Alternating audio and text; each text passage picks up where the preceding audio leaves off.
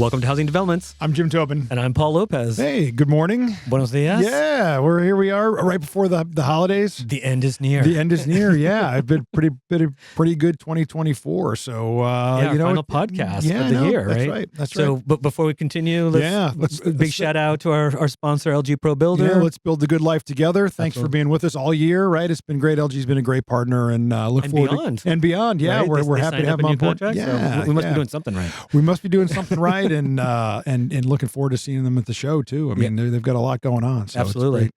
Okay, so let's talk a little bit about what happened this week, and then talk about the future, right? Yeah. As we move into the holiday season.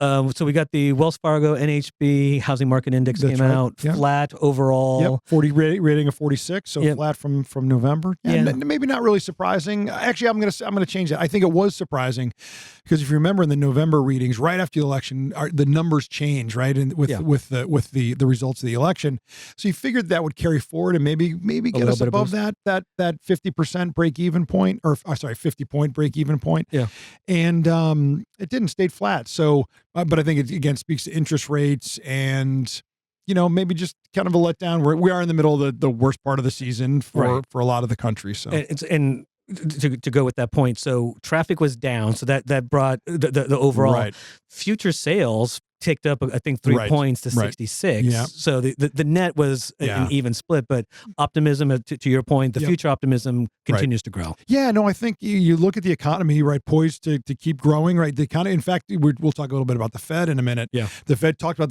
the economy being better than people certainly would have felt. We know this through the election, but that's the reason why the Fed's kind of trimmed its outlook a little bit, because the economy is so strong. Yeah. And so it's kind of an interesting dichotomy, given that the bond market reacted poorly to that, right? Mortgage rates are higher than they have been over in the last 3 months. So it's just a kind of a tale of two cities. Yeah, and stocks didn't do that great either. All the major indices dropped like 2 percentage points. Well, if you think about it, I mean, the stocks are kind of going a little nuts for the last 2 months, and so I guess it's not surprising. A little pullback. Take some profits at the end of the year, and now we really truly are in. Now we're in the transition, right? In a lot of ways, Biden has completely retreated from the public eye. He comes out once or twice a week, but they can't really do anything major. I mean, they're trying, but it's been really weird to think of the president as being a non-factor. In fact, there's been a lot of articles about how much Biden surrendered the presidency to Trump a couple months early, but he's like anything. He always dominated President Trump, always, or former president to be President Trump. Yeah, always dominates the press. But it's been a really interesting deal inside the Beltway. Right. No, 100%. Before we transition to this, let's a little bit more. So we've got starts and permits came out this week as well. Yeah. Overall down, but single family, a solid uptick. Yeah. Permits, solid uptick. So things are looking pretty strong, just like Dr. Dietz always has told us it's going to be. Yeah, multifamily really was the drag on that, right? But not surprising. We've been talking about that. We are been in a correction in multifamily. More units under construction than in the pipeline. Again, something we've been watching. But we've got to get that pipeline going again, or else we're going to have this dip in production. Over the next couple of years, and we can't afford, especially with shelter inflation still being the largest component of overall inflation. Right. We've got to get more units in the marketplace, which gives us to a great transition. How do you like that? Yeah, the Fed moved this week, quarter point, but to what you kind of alluded to earlier, they're saying they're slowing down. It's not going to be as much because the economy is doing so well. Yeah, remember they were talking 6 cuts in 2025. Now they're saying maybe 2. Yeah. So the bond market didn't really like that. The stock market liked it even less. And we saw that big pullback. But again, I think it speaks to, inflation is kind of still stuck at 2.5%. Still got the hard, as Rob has always said, the last percentage is the hardest, right? Yep. And I think it may not be as much dire news as people think, just because they're not cutting rates. I think they're just the economy's been more resilient. They expect it to grow 2.5%, and certainly north of 2% for the next foreseeable future. So anyway, if economic activity is strong, I think that bodes well for the housing market, even though rates are going to stay a little bit higher than we thought. Right. I still think people are going to be willing to take a risk, because economic activity is good. Yeah. The job market is better.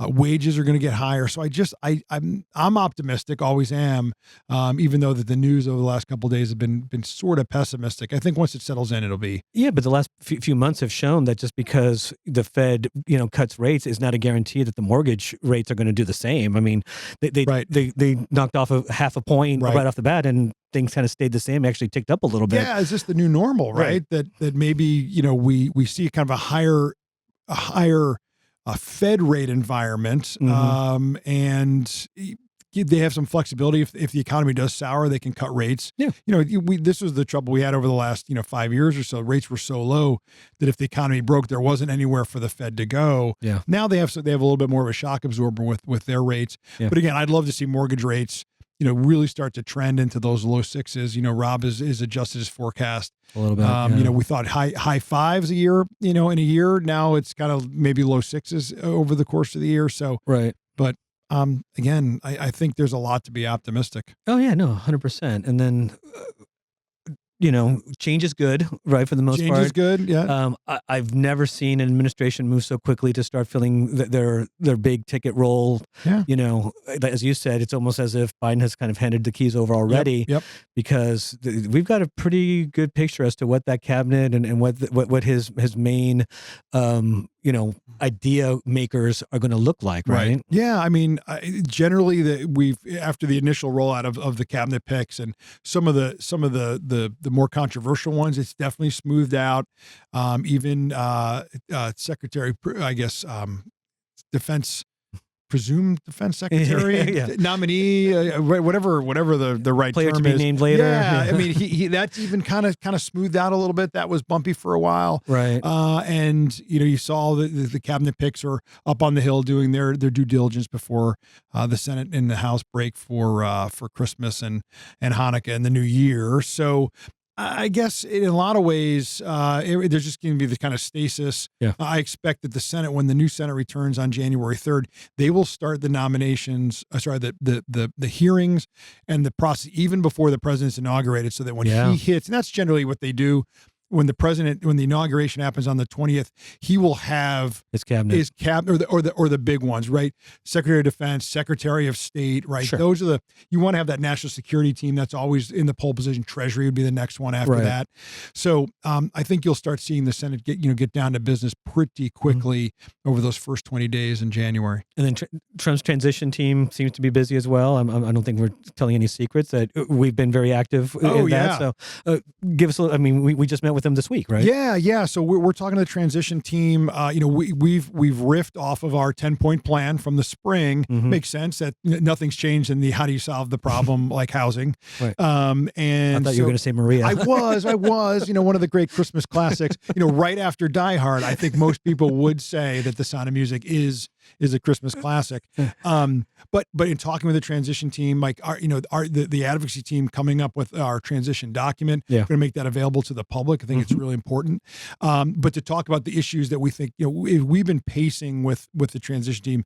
What can we do on day one? What can we do in week one? What can we do over 6 months? And there are a lot of things out there that we've got our target on. But first and foremost, with the incoming administration, let's start lowering the temperature on regulations. And what are the ones that give us the most heartburn? Obviously, we are keeping a keen eye on those political appointees, not only the secretaries but the deputy secretaries. A lot to go here, and so we continue to talk to them. Obviously, we're putting our stake in the ground. Or planting our flag in the ground when it comes to tariffs and deportations, right? That's a lot what we hear about. The press is writing a lot about that.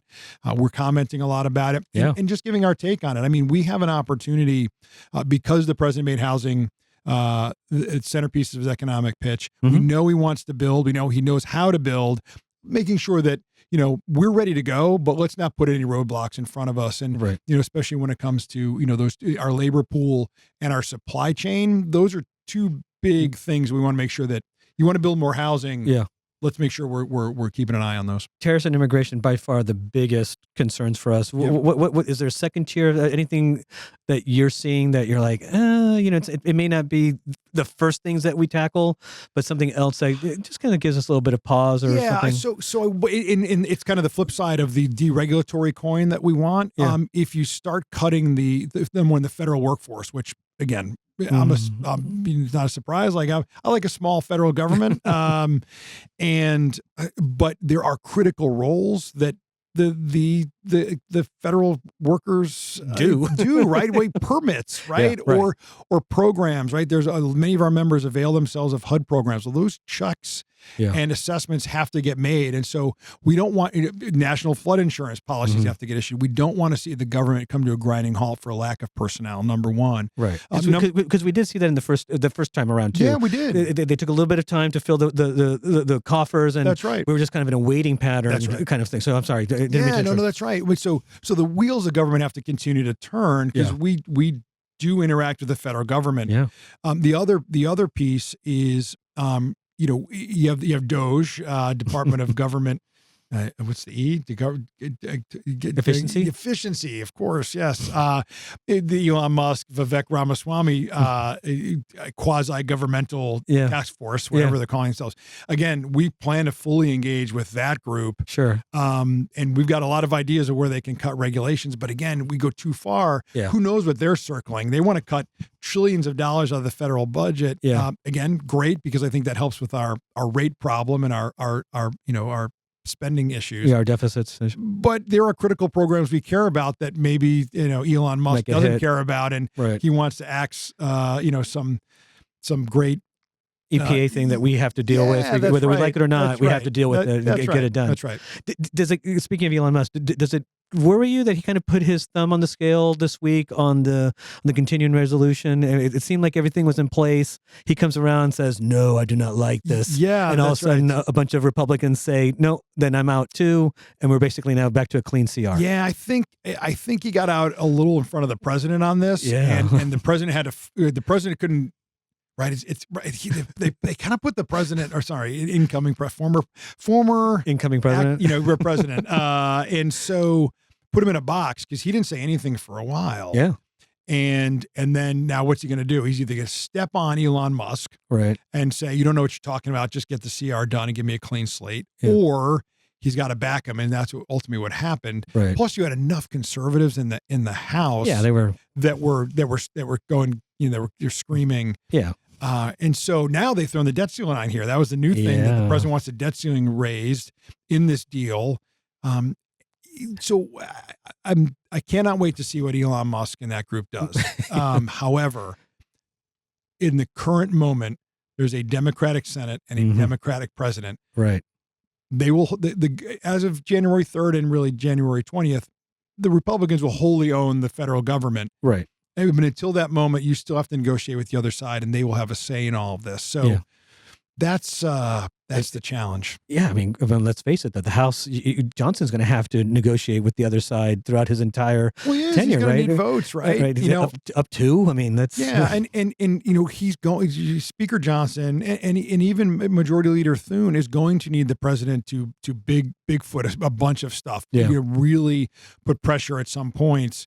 The president can do that for only so long. Threatening to primary, right? We're going to what did Elon Musk say? We're going to primary any Republican that votes. Can we just pump the brakes here on the new majority and this is what he's gotten the Democrats in trouble, right? Small majorities, they're hard to manage. Number one, but number two, starting to threaten members of Congress and senators, it's not really the way to start off a relationship when you've really got 2 years of government until the midterms to really get some big things done. Which normally flips to the other side, right? Yeah. So, it's fascinating. Like, this is awesome.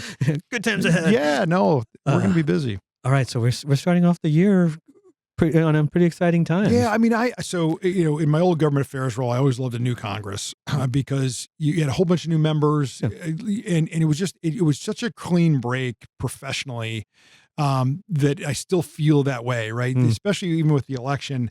Really, really proud of the work the staff has done and the Federation engaging the members this year. There's a lot for us as an NHB staff team and the NHB Federation to feel really good about at the end of here at 2024. And so I want to say thank you to everybody. Wish everybody the happiest of holidays and New Year. But I'm really looking forward to turning the page, not because I want to put 24 away, but because I think there's so much more that we're going to do in 25. Right. IBS is going to be fantastic. Great way to kick off. I always talk about IBS being our Daytona 500. Our biggest race of the year, kicks off the season. Yep. And so I cannot wait to get to IBS.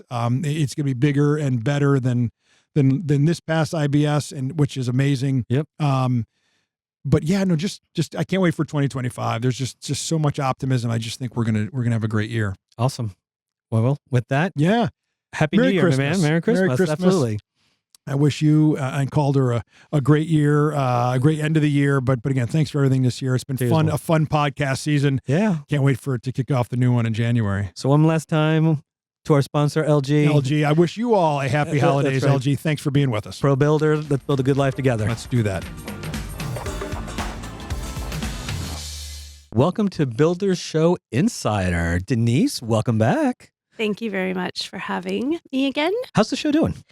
So the show's doing great. I think the exhibit space is sold out. It kind of goes back and forth. It's completely sold out, and then maybe there's a little bit of space that opens up. We find space here and there. We find space. Right. We find an inch somewhere to rudge something in. Right. It's going to be the biggest exhibit floor since I think 2009. Nice. Does that sound right to you? Yeah, that's about right. Yeah. On the attendee side, we are tracking to be the same attendance as last year. Which was the biggest attendance since 2009. Right. You're going to see a theme here. Yeah. We're about 1% ahead. Nice. So, yeah. And what we're seeing is there are fewer spouses coming. So it actually means there are more paid people coming. Right. Well, spouses pay too, but more business people coming. Right. So there are a few people out there that are leaving their spouses at home, which you should bring them. It's a great place to take your spouse. There you go. Las Vegas or the show? Or both? Both. There you go. Both. All right. So I know while most people are taking the time off during the holiday season, unfortunately, or fortunately, however you want to describe it, the show needs to go on, right? So right. This is definitely our busy season for anybody working on the show. It's crunch time. It's crunch time. We're 10 weeks out from the show. Right. As of 2 days ago. Right. 10 weeks out on Tuesday. We're in the throes of creating everything that people see on site. So we're working on the on-site guide. We do have the pre-show planner that came out through Pro Builder and Pro Remodeler. Yep. And that is a great tool for people. And the show guide is just kind of an expansion of the pre-show planner. Right. And we talked about this the first time you and I spoke. Everyone kind of waits the last minute. Yes. You really get a lot more from the show if you just take a few minutes ahead of time, peruse the pre-show planner, kind of get a better sense, a little bit more grounded as to what you want to do at the show, because it's amazing. I mean, you can't do it all, but you can come close if you plan ahead. 100%. So I've been going to the show for 22 years. And almost every year, I find out there's something else happening at the show, even though I've been working on the show for 15 years. One of those things is the student chapter competition, which I know you and I talked about. Those are fun. Those are fun. I think we're going to try and get Greg Zick, who works here at NAHB, on that. Yeah. Have him on the Builder Show Insider so people can kind of learn about it. And again, they're just all these really interesting industry things that happen during the show that I think if people know about it ahead of time, they can make plans to attend it. Okay, so in that theme, what are some of the programs or sessions that that people are actually talking about, people starting to get excited about? So I think the one that I've heard people talk about most often is the session that's part of education. So people would need to have an Expo Plus education pass, but it's with Steve Young and Chris Weekly from David Weekly Homes. Right. And Steve Young being the former quarterback, player. Yeah. 49ers, if anyone's... I know you're a 49er. I'm a 49er fan, yes, I'm from the Bay Area, that's right. Yeah, I'm a Colts fan. How they doing? I think not well. I shouldn't talk. My 49ers this year was horrible, but I'm sorry, go ahead. Yeah, I think not well. Okay, so we got Steve Young. Steve Young and Chris Weekly from David Weekly Homes, and Mark Purcell, who I know you know, sure, and probably a lot of people listening to this know. He literally stopped me in the middle of the holiday party and said, "This feels like a keynote, right?" And it's part of education. I think it's going to be really interesting. We've matched up people in the industry with icons in other areas. I think they're going to talk about leadership. Yeah, it's leadership and culture. Right. So that's kind of a new thing this year for the show, kind of a melding of someone who's really expert in some area and then also pairing them up with somebody who's in the industry to kind of talk about how you apply those lessons to our industry. And a lot of people are talking about that session. So I think that's one of the ones that will probably be standing room only. Yeah, because I mean, it's fairly unique, right? Because everyone has keynote speakers and, we've all seen them. And they're great motivational speakers, but they're only talking about what they did in the corporate world or what they did in the sporting world. So the ability to mesh the two basically as it's happening, right? It's not, let me sit back and think about how this translates into my, my industry. It's happening in real time, right? Because both people are trying to figure out, okay, this is how this affects you. This is how it affects you, and it comes together on stage, which is I think it's kind of cool. I think it'll be really, really great. So what are some of the other things that there's symposiums, right? So let's talk a little bit about the symposiums. So something that's new this year is we have a custom builder and remodeling symposia the day before the show starts. And we did a remodeling symposia last year. This year is more based around the business side of the industry. It's just a one-day event, but it'll delve deep into a few different areas of business and productivity. Then the other thing we have, which was very popular last year, is building science. And so that's a one-day event.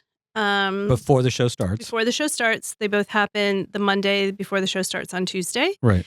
As people register, they have to pay for them, separately. Right. But we do have a ton of people who are interested in building science at this point. I mean, as you know, it's the hot thing in our industry. So we're bringing in some experts. It's kind of the same crew that was there last year, but they'll be talking about slightly different things. And it was a fun crew.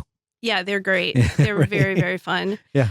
So those, I think, are two other things that people are very excited about. Right. And then, the campus will be a little bit different this year. The outdoor exhibits move over a little bit. Yeah. So I think just seeing what's happening at the Las Vegas Convention Center, it's, the new halls are just gorgeous. There's so much light. Yeah. So I think that too will feel a little bit fresh and new. Our opening night party is in a different location. So the opening party this year is at Brooklyn Bowl. We were there a few years ago.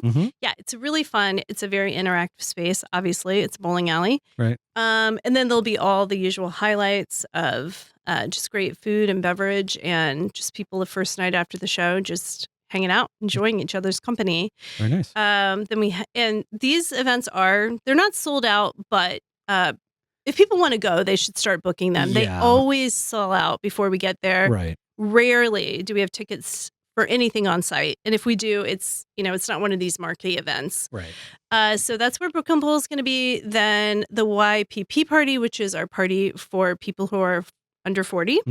That is at Old Red. Right. Which is a new venue for us. We've had that party in Orlando, but we have not had a party in the Old Red in Vegas. So I do hear that the closing concert is going to be kind of cool. So who do you have teed up? We have country music star Chris Jansen. Nice. He's supposed to be fabulous. Yeah. Good show. And yeah, absolutely. Great show. The theme here that I'm sensing is it's important to start doing these things early, right? Whether you're buying the tickets early, getting your tickets early for things, possibly coming in early for a symposium or whatever it is, you really need to start planning ahead. You got the planner coming out soon, right? Well, the pre-show planner should have arrived. It's also on buildershow.com. Okay. And then the app releases January 28th. I think if people have a little time over the holidays, spending some time on buildershow.com or looking at the social channels and starting to make a plan, buy tickets, it just makes sense. You want to get the most out of the money you're spending for the trip. Awesome. Well, another time. So this is our last podcast for the year. So first of all, and I said this in housing developments, but I'll say it here again. Merry Christmas, Happy Holidays, Happy New Year. And we will come back again in January and we'll find out what more exciting things have happened with the International Builder Show, right? Absolutely. All right. With that, I'm Paul Lopez. And I'm Denise Miller. Thanks all. Thank you.